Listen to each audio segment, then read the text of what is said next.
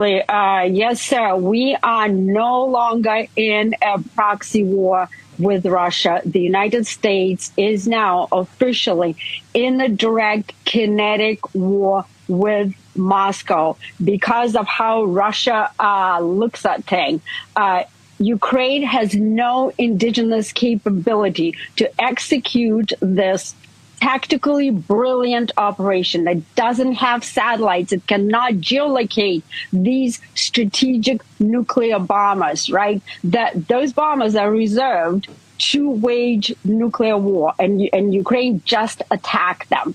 And that came right after Ukraine tried to assassinate President Putin. Russian President Putin's helicopter, when he was visiting Ukraine, came under a drone attack. And so right now, because the nuclear doctrine of the Russian Federation that Putin actually updated late last year, because he has noticed that we are consistently climbing this escalation ladder, it has a clause of a joint attack. And so they are looking at this attack that it is enabled by the United States.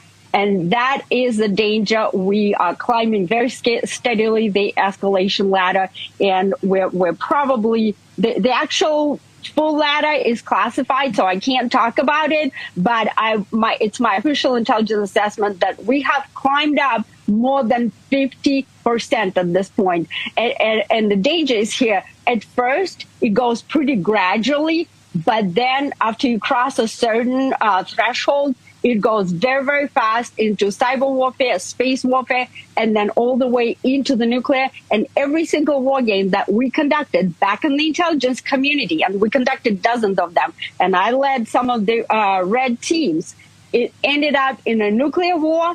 And guess what? Blue lost and red won. Why? Because Putin has a playbook. He has been planning for it. It's all, very well thought through. And we don't. We don't have the response because instead of actually targeting Russia and neutralizing the threat, the deep state of the U.S. intelligence community was chasing the non-existent Russia-Trump collusion. So they weren't doing their job. They were trying to unseat President Trump.